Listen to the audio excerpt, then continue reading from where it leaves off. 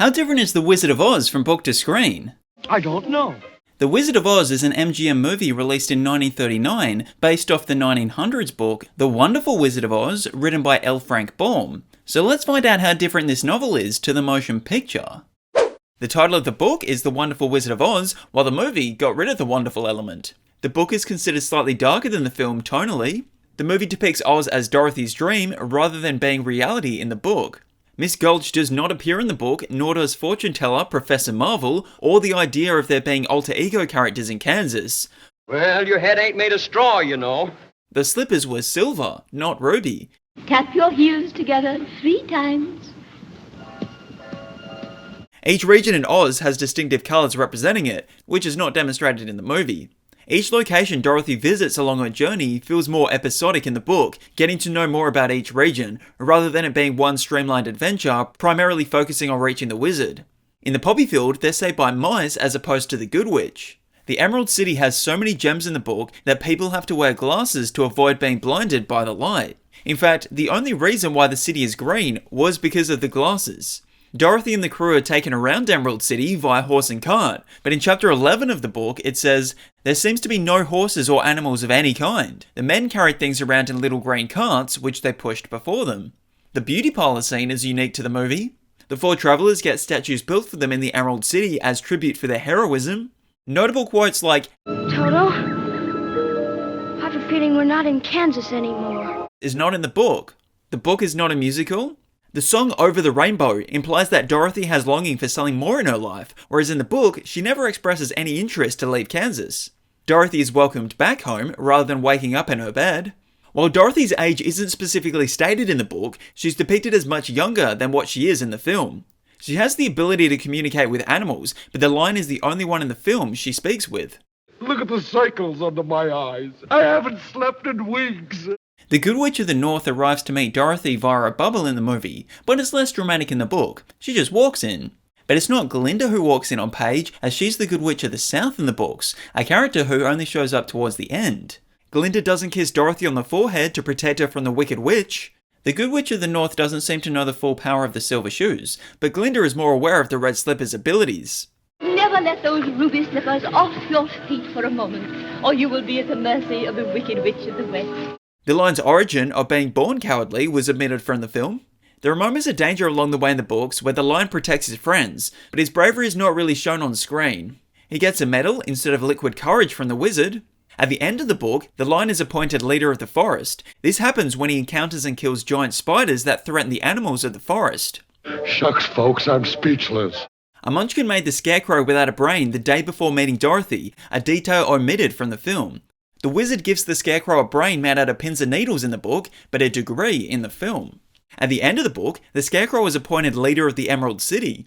Sum of the square roots of any 2 sides of an isosceles triangle is equal to the square root of the remaining side. The Tin Man was once a person in the book before his mental upgrades, or downgrades, depending on how you look at it. He was once in love with a munchkin girl, not seen in the film. He's already rusty when Dorothy encounters him in the movie, but in the book it happens in a heavy rainstorm.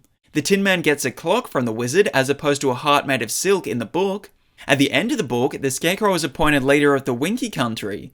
Now I know I've got a heart, because it's breaking. There's no indication on page that the Wicked Witch of the West shares the same skin tone as Shrek. In fact, when describing her appearance, she only has 1 eye, whereas in the film, she has 2. They also made this character a sister to the Wicked Witch of the East on screen. She's more present in the movie than the book. The winged monkeys are under a curse and are bound to serve whoever wears a magical golden cap, but in the movie, they just serve the Wicked Witch of the West. The golden cap allows her to summon the winged monkeys 3 times. In the book, the Wicked Witch of the West attacks the group at multiple stages by sending a pack of wolves, flock of crows, and a swarm of bees. The Wicked Witch of the West only uses her minions to track Dorothy in the book. No crystal ball was used like the film. She never flies on a broomstick in the book. The Wicked Witch dies via water, but it's out of anger for taking one of her shoes in the book, rather than while trying to put the Scarecrow's fire out. I'll get you, my pretty, and your little dog, too.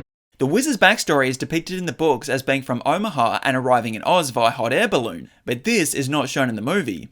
The wizard appears to each character in a different form, something not seen in the movie. For Dorothy, it's a floating orange head. The Scarecrow sees a beautiful woman. The Tin Man sees him as a beast, and as a ball of fire for the lion. The wizard invites Dorothy to join him in his balloon, but the rope breaks before she can board, as opposed to her being distracted by Toto running off. Oh, don't go without me. I'll be right with you. The Munchkins all wear blue clothing in the book, representing their colour of the Munchkinland region. There is no Mayor Munchkin, nor Coroner Munchkin in the book.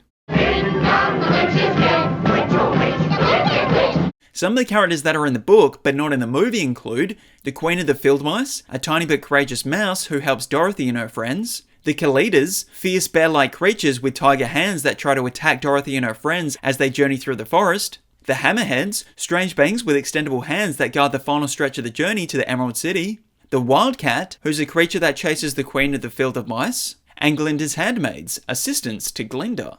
Some of the locations in the book, but not in the movie, include the dainty China country, a land made entirely of fragile china, including its people, animals, and structures. The river, at one point Dorothy and her companions must cross a challenging river.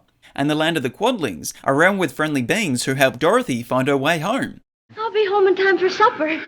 It's my understanding that the author of the book didn't almost die while writing the novel, as opposed to half the cast while filming the movie.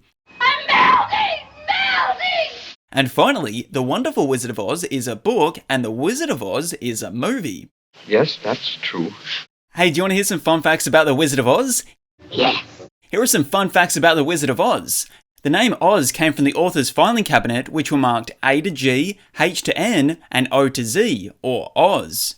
Is he good or is he wicked? Buddy Ebsen was originally cast as the Tin Man, but had a severe allergic reaction to the silver paint and had to be replaced. But he wasn't the only one who suffered with the movie makeup. Margaret Hamilton's was so toxic her face remained Hulk-coloured for weeks after filming completed. Not only that, but when the Wicked Witch left Munchkinland in a fiery explosion, she literally caught on fire, badly burning her hands and face, requiring 6 weeks away from filming. And the torture doesn't stop there. Dorothy's Judy Garland had to wear a corset, lose 12 pounds, and be put on a diet of coffee and cigarettes. Keep in mind, she was 16 at the time of filming. Goodness. Is that all the difficult working conditions? No, temperatures on set exceeded 38 degrees Celsius or 100 Fahrenheit due to the new Technicolor technology requiring more light than usual, and those temperatures are not factoring the costumes some characters had to wear. That must be terribly uncomfortable. Toto was paid $125 a week, while the Munchkins only received $50. Oh dear.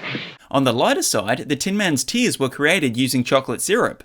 Oh, don't cry. You'll rust so dreadfully. Judy Garland found it difficult to be afraid of Margaret Hamilton because she was actually really nice off camera. You've been more trouble to me than you're worth, one way and another, but it'll soon be over now. The daughter of Judy Garland, Liza Minnelli, was once married to the son of the actor who played the Tin Man. Regarding love and art. Actors almost cast as Dorothy before Judy Garland included Dina Durbin, Bonita Granville, and Shirley Temple. That's too wonderful to be true. Thanks for watching. Let me know in the comments what your favourite Oz book or movie is. And don't forget to absolutely obliterate those like, hype, subscribe and share buttons. I'm just kidding. Only do it with enough force that it registers. I don't want any of you breaking whatever device you're watching this on.